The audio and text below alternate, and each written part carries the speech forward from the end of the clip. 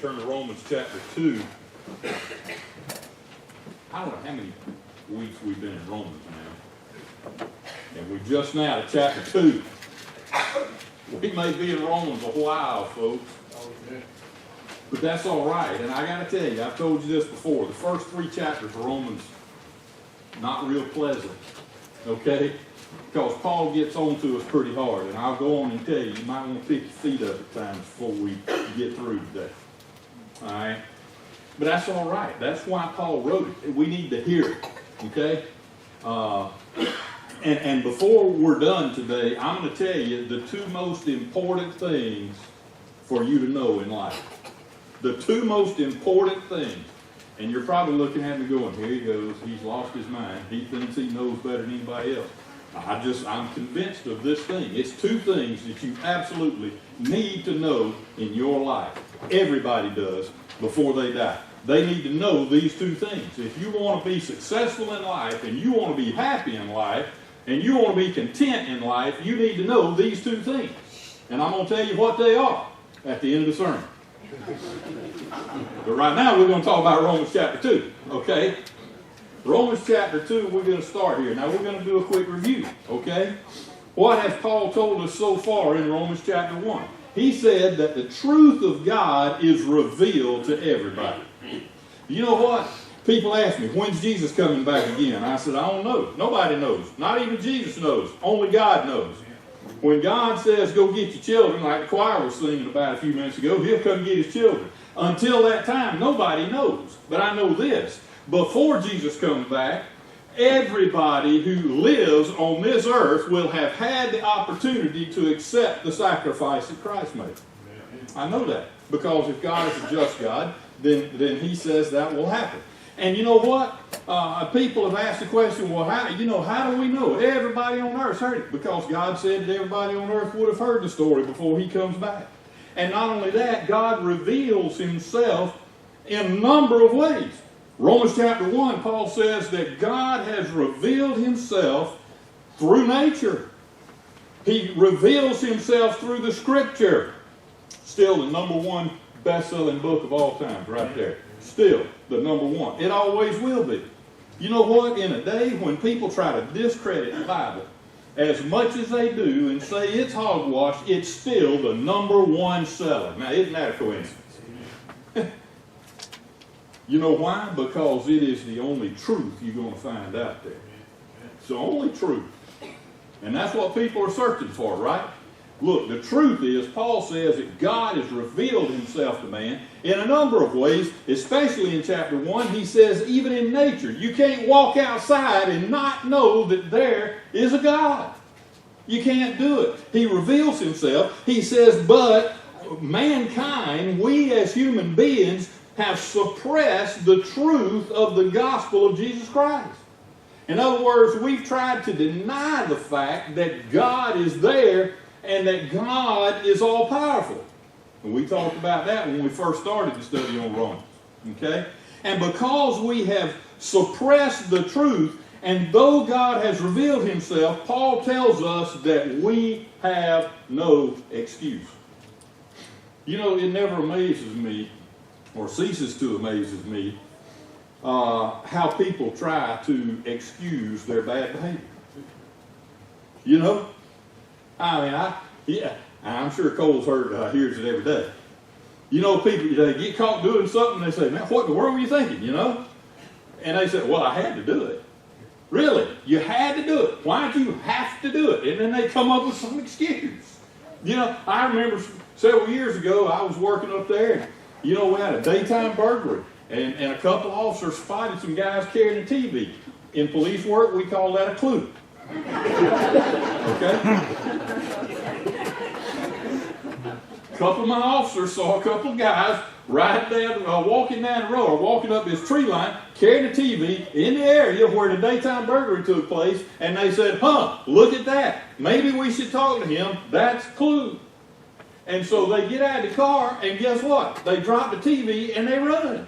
Well, I know they're going to run, and I'm coming down a different street, and because I've been doing this long, I knew exactly where the dudes were headed. I knew where they were going to come out. So I just went and waited for them. and caught them. And so I'm sitting there waiting on the van to come pick them up. I got them in handcuffs. I'm sitting there. And, I'm just kind of making small talk with them. And I looked at one of them and I said, "Can I ask you a question?" And he said, "Yeah." I said, "Wouldn't it be a lot easier just to get a job?" He said, "I got a job." I said, "Really?" He said, "Yeah, I'm doing my job today. I steal." I said, "Yeah, but you suck at it."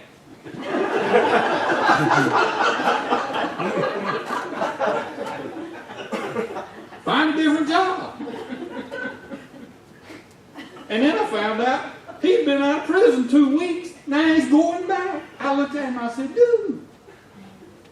But he was making excuses for why he did this. You know what? We have a limitless capacity as human beings. It don't matter what we decide to do, that we can make an excuse for what we're doing and try to justify it. But Paul says right here, there's going to come a day when you stand before God and you won't have any excuse. Amen. And he says, that's what we need to be concerned about. You know what? You think about some of the worst people in the world.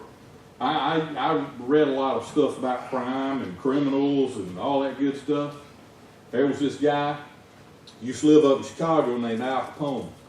That joker was probably one of the most ruthless, psychopathic killers that has ever walked the face of this earth. If there was any such thing as an evil person, he was there. But listen to what he said one day. He told this to some reporters when they were asking him about his empire and what he had done. Listen to this now. This is a psychopathic killer. Brutal, heartless killer.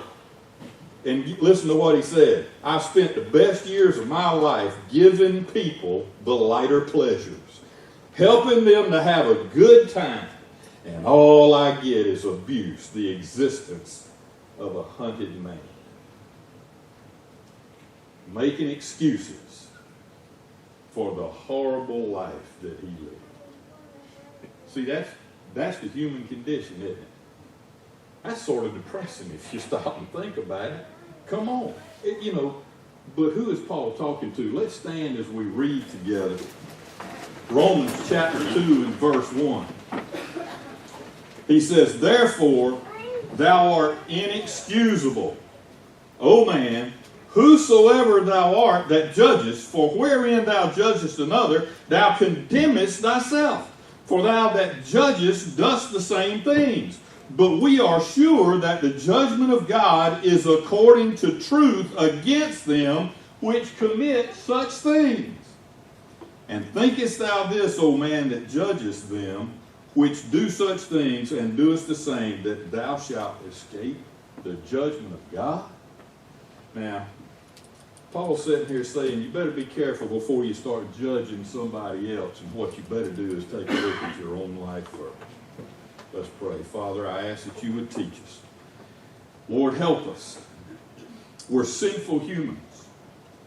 Lord, we pray that you would help us, Lord, to know the right way. Lord, forgive us for being judgmental when we shouldn't be, because with the very same judgment that we judge, we're condemning ourselves. Father, I ask that you would teach us now, and for your will to be done for us in your precious and holy name, we pray. Amen. You know what? When I read these verses of Scripture, the first thing I had to think about was this. Who was Paul talking to? I mean, was he talking to the lost people? You know, I got to looking into this thing, and there's a lot of different thoughts about who he was talking to here. There are some theologians that say, oh, he was talking to the Jews. Okay? Stop and think about it. The Jews in that day, and to an extent Orthodox Jews today, they still think that they've got a line to God that nobody else has, because after all, they're God's chosen people. And they are. Okay? They are. We need to stick by the nation of Israel. Folks, we need to support them. We do everything we can for them, I'm telling you, because God's on their side. You hear me? God's on their side. We need to make them a friend. Okay? But now listen. The Jews thought they had a special line to God, and they thought that they were better than everybody else because of their Jewish faith and their Jewish tradition.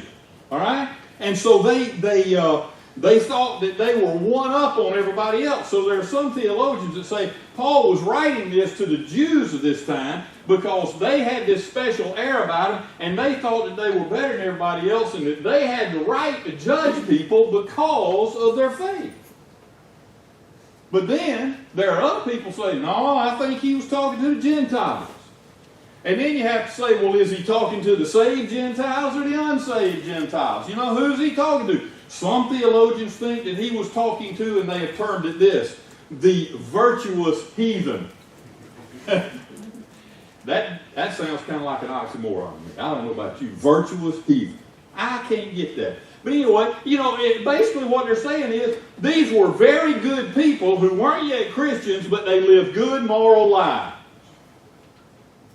And they thought since they lived a morally superior life than a lot of other people that they had the right to judge somebody else.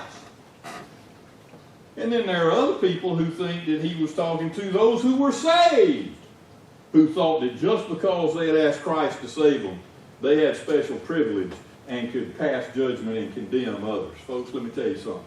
There's a lot of churches that fall into that gap, into that trap, I should say.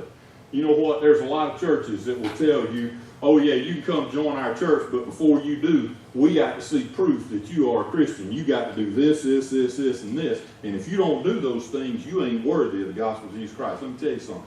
Don't ever go to a church like that. Ever.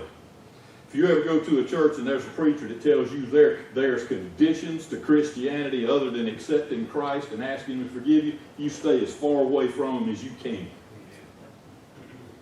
I have seen churches where a preacher said, you go clean yourself up and then God will save you. Let me tell you something. Here's the way I look at it. You accept Jesus Christ, I'll leave God up cleaning you up. That's God's job. That ain't my job. I'll pray for you. I'll help you. I'll talk to you. But that ain't my job. And you know what? Far be it from me to condemn anybody, because heaven helped me where I'd be if it hadn't been for Jesus Christ. Amen. Listen, folks. It doesn't matter. I'm going to tell you who Paul was talking to right here. I'm going to answer the question for you. We'll get to it later, believe me. But if you look over in chapter 3 and verse 10, we'll read right here, 10 and 11. It says, as it is written, there is none righteous, no, not one. There is none that understandeth, there is none that seeketh after God. They are all gone out of the way. They are together become unprofitable. There is none that doeth good, no, not one. You know who I think Paul's talking to?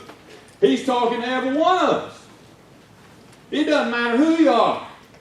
Because it doesn't matter if you're saved or unsaved, if you live a morally correct life or a not so morally correct life. It doesn't matter. Paul says that in God's eyes, there's nobody that is good in God's eyes. He's talking to all of us. And you think, yeah, well, morality's got to count for something. Look, Paul described for us in the last part of chapter 1 right there, and we'll read it again in just a minute.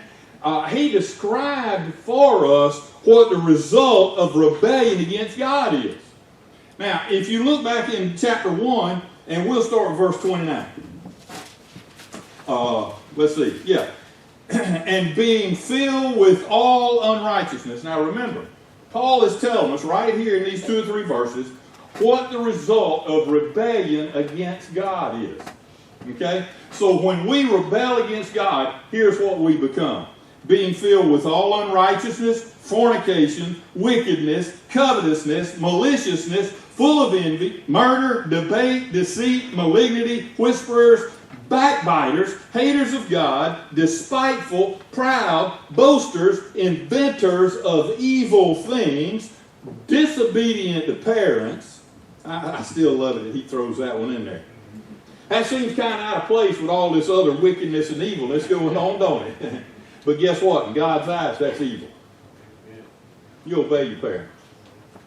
Plain and simple. And get this. Young people are sitting back there going, yeah, I know. But are your parents still living? You better still be obeying them. I don't care if you're 100.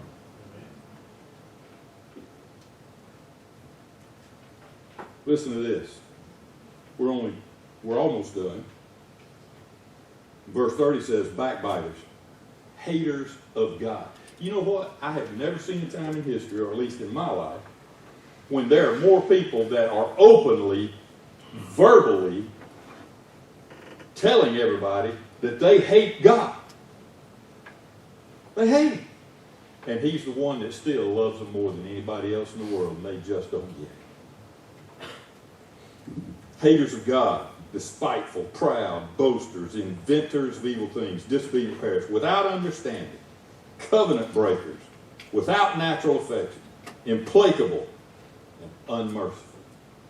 Boy, that's a horrible list. That's a horrible list. But Paul says, you want to talk about this morality thing, let's talk about human morality. He says, humans have suppressed the truth of God and rebelled against God, and because of it, that's what humans have become. That's what mankind is right there. He's not painting a very good picture, but he's being honest. Folks, let me tell you something. You might be sitting here and thinking, boy, that is a horrible list, but that ain't me. That ain't me. I'm not wicked. I'm not covetous. I'm not malicious. I've been obedient to my parents. I'm not all those things. Okay. Well, let's just say for a minute you have kept all of those things. You have done all of that. Okay? Let me ask you a question. Can you meet God's perfect standard? God's perfect, right? God has a pretty high standard. As we like to say around here, He set the board pretty high, didn't He? He set the mark pretty high. Folks, let me tell you something. Nobody can measure up to God's standard in our human state because we are sinful. Because we are born into this world in sin. And folks, there's nothing we'll ever be able to do to gain that perfection. So before you start putting yourself on too high a horse saying, I'm not all of those things, just remember, you may not be all of those things, but you ain't perfect. And I hate to be the one to have to tell you that. If that's the first time you ever heard it, I'm sorry. I've heard it a lot in my life. Yeah, it brings up another point. My wife normally plays the piano. Normally she sits over there. I don't have to look over there. She's right in front of me. I can feel it.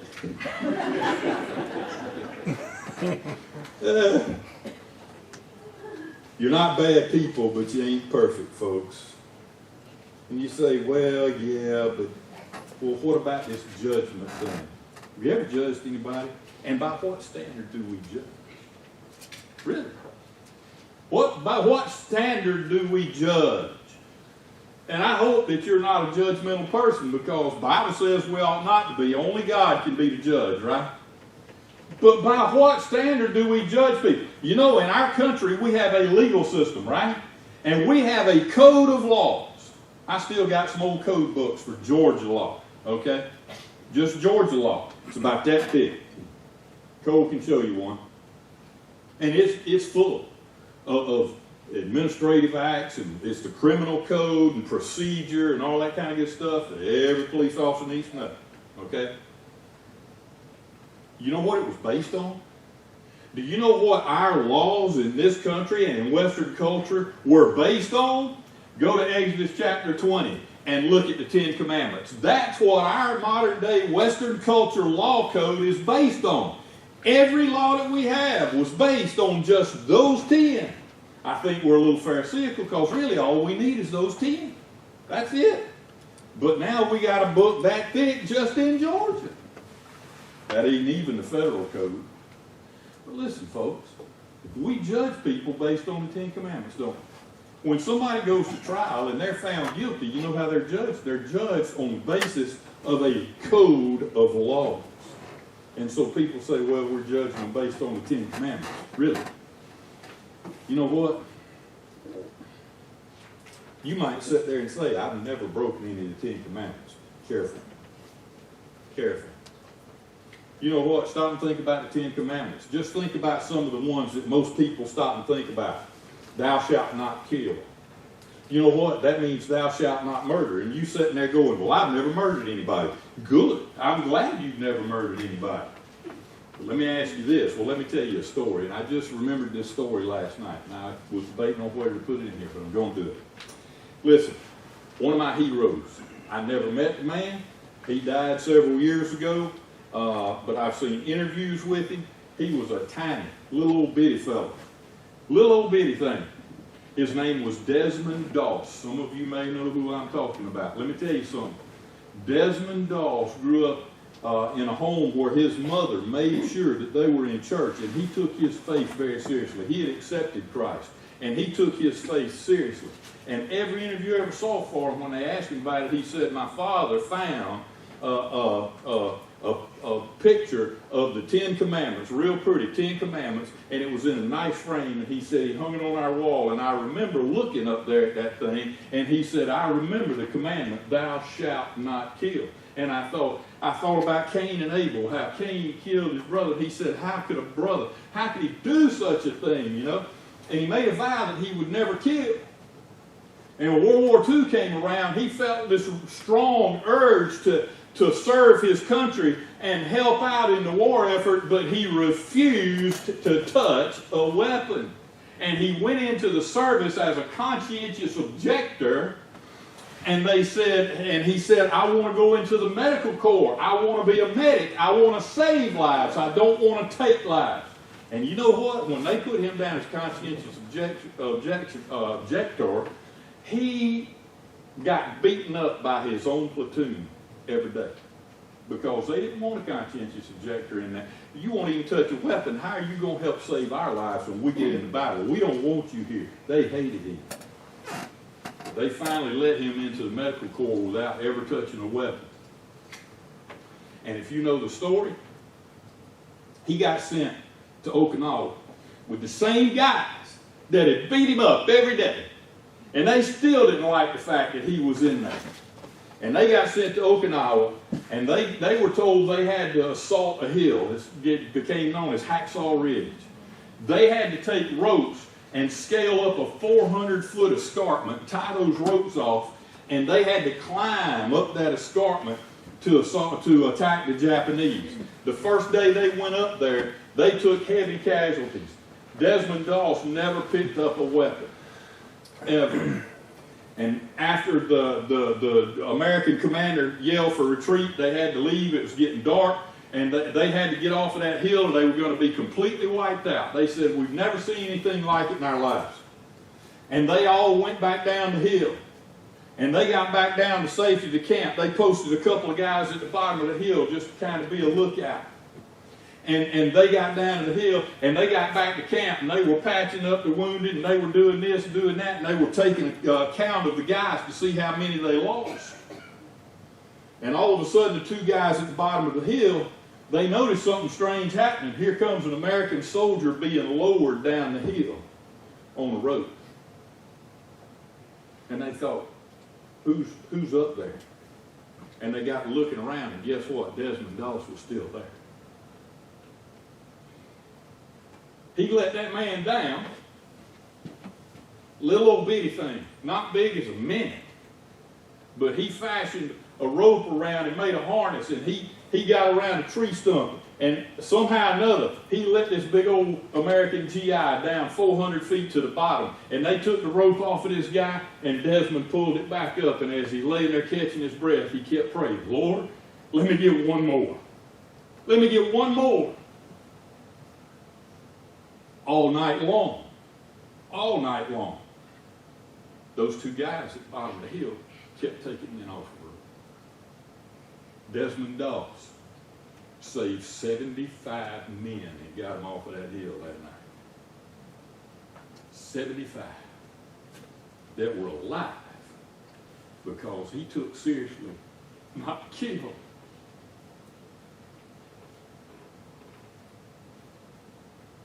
And somebody was asking me about it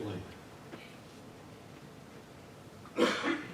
Platoon didn't beat him up anymore after that. He was awarded the Medal of Honor. The next day, he was terribly wounded and had to be evacuated. But before they assaulted the hill the next day, company commander was yelling at the platoon leader saying, "Why aren't y'all up that hill? You're supposed to be attacking right now." And the platoon leader said, "Because Private Dawes ain't through praying for us yet."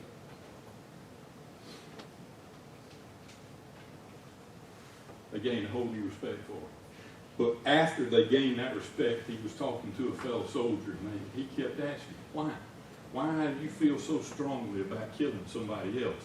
Desmond Doss told him, "Smoke."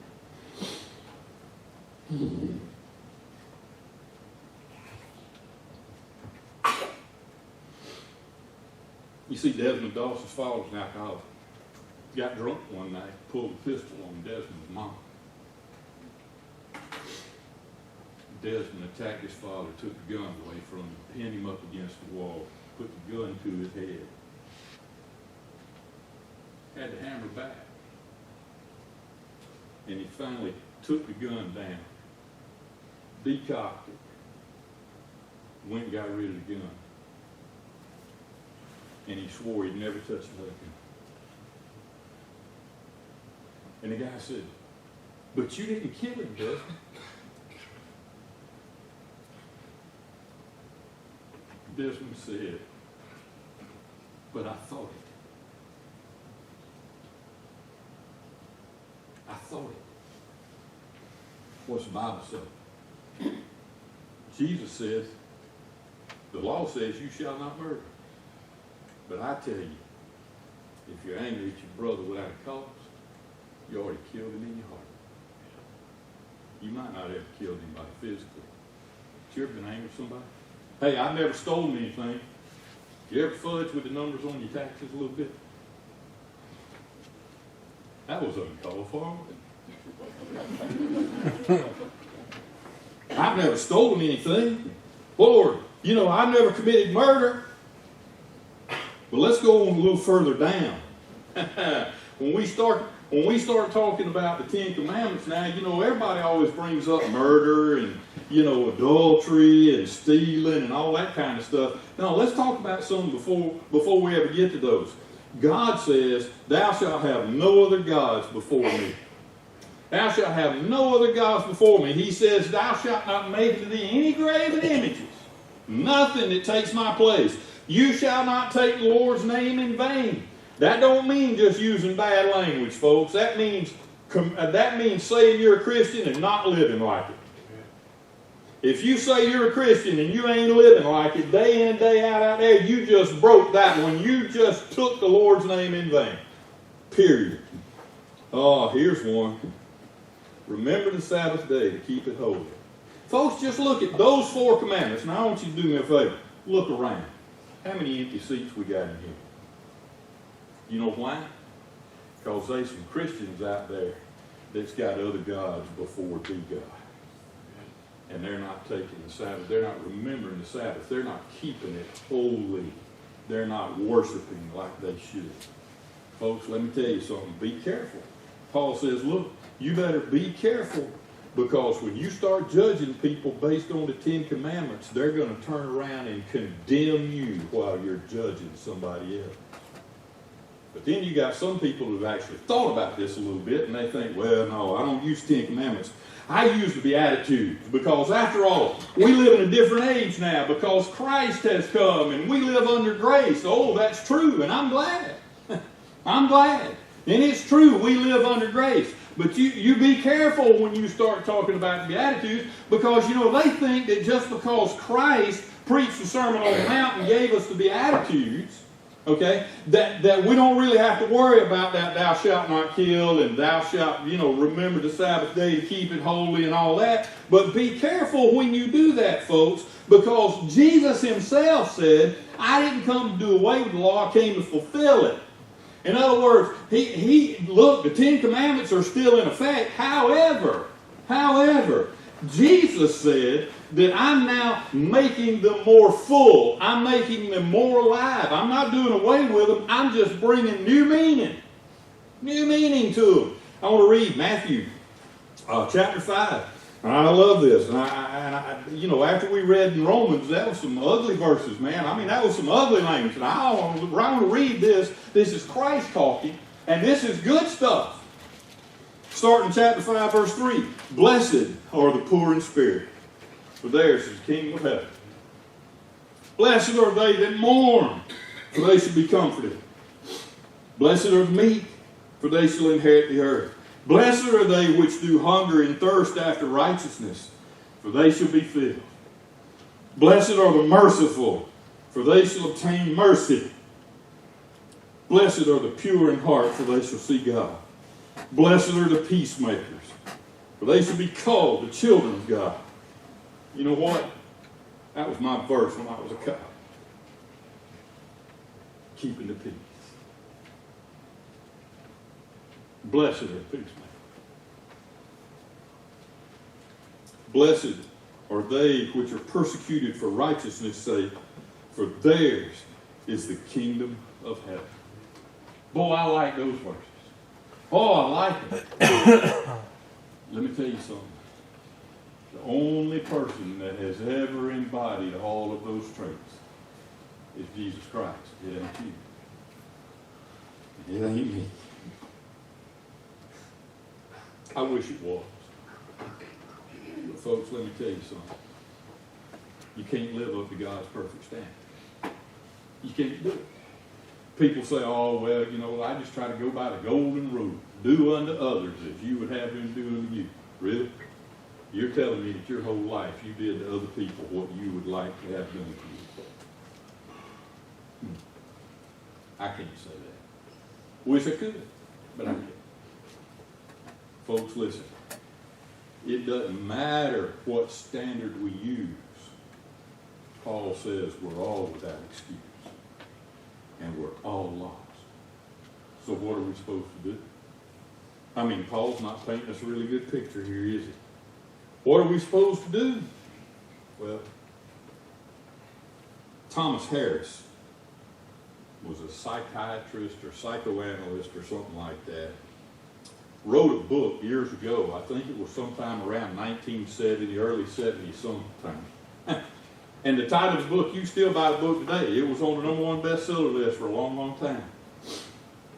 I happen to think that he's wrong.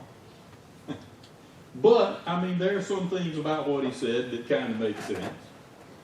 But the title of his book was this: I'm okay, you're okay. Y'all know what I'm talking about, don't you? See, it's about all this transactional analysis stuff and all this psychology stuff.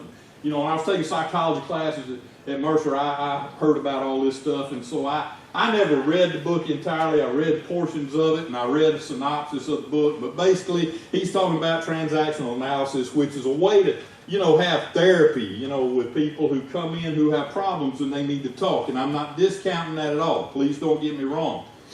But folks, let me tell you something. He wrote a book called I'm Okay, You're Okay, and he's talking about helping people that ain't okay. You know what? And he says in this book, and I'd get them messed up if I tried to tell you, that there's really only 4 things. You know, I'm okay, you're not okay. A lot of people kind of look at life that way, don't they? I'm okay, but you ain't. But you know what? There's another one that says, I'm not okay, but you are. You know, and it goes on and on. Or either I'm not okay and you're not okay. But then he comes down to the conclusion. I'm okay and you're okay. You know what? You're not okay. And neither am I. Neither am I. I read a story one time about this couple that had gone overseas, and they had gone on this little shopping trip, and they got on this little boat to go across to a different place to shop. And so when they were coming back to the dock where they had first gotten on the boat, as they were getting, you know, near the dock and pulling up, the boat had, you know, there was this big thump, you know, as it hit the dock or did whatever, and some water splashed up on them, and they didn't think anything about it. And the owner of the boat turned around just real agitated and started yelling in his native language to get out of the boat, get out of the boat, get on the dock, get on the dock. And the guy looked at his wife and said, boy, he sure is getting upset. We got a little water splashed on us, you know. And it's okay, you know, I'm not. And anyway, the guy just kept on, out of the boat, out of the boat. And so the guy walks over to the owner of the boat and he says, no, it's okay. And the guy finally in frustration starts speaking English and says, no, it's not okay. Get out of the boat. And so this man and his wife got up on the dock and they turned around and looked, and the guy had grabbed his grandchild and thrown him up to those people who caught the child. And then the captain jumped up on the dock, and then they looked back and the boat was gone. You see, that thump they heard was a hole getting knocked in the bottom of the boat. And the water that splashed on them was from the bottom of the boat. And the guy who owned the boat knew what was happening and said, get out of the boat. It's not okay. And that's what Paul's telling us in verse 1. We're not okay, folks. We are not okay. I'm not okay, and you're not okay. Now here's the two things, the two most important things you need to know. The first one I just told you. You're not okay. The second one is this: Jesus can make you okay. Jesus can make you okay. I want to read Luke chapter 5 and verse 32. Listen, he says, I came not to call the righteous, but sinners to repentance. A while ago,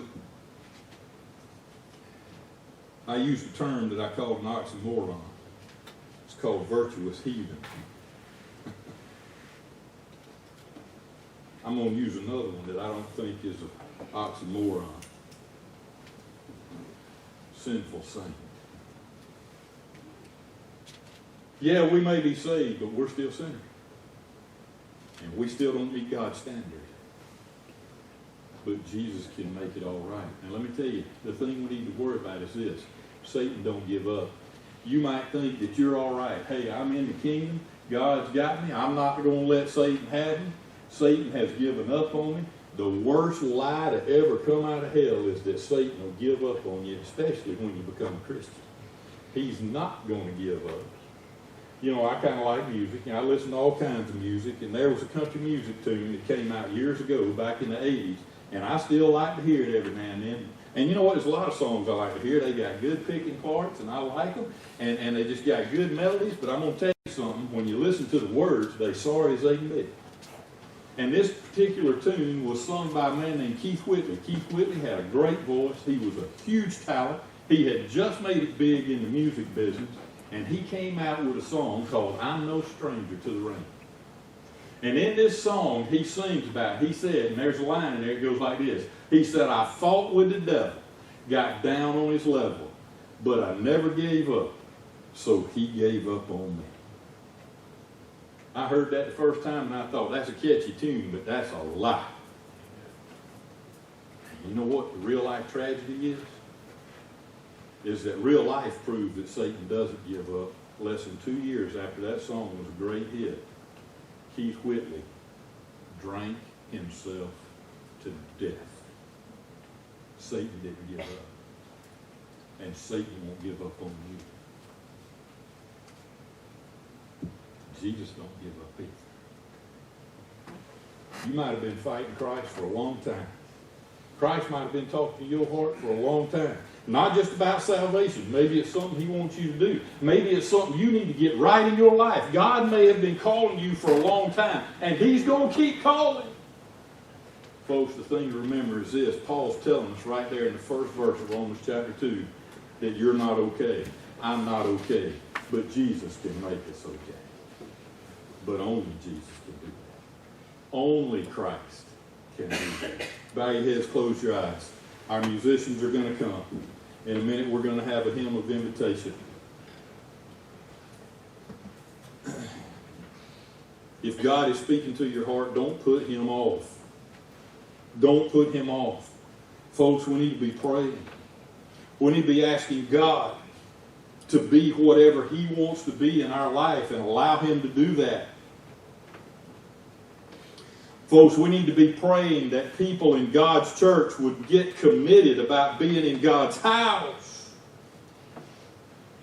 We need to be praying that people would be committed to telling others. Do we pray for that every day? Do we ask God to show us opportunities? Are you saved? We're not okay. But after Jesus comes in, we are. Father, I pray that you would have your will and your way during this time. And Lord, I pray that you would be honored. I pray that you would be glorified. And I pray it in your name. Amen. If there's a decision you need to make, you make it as we stand.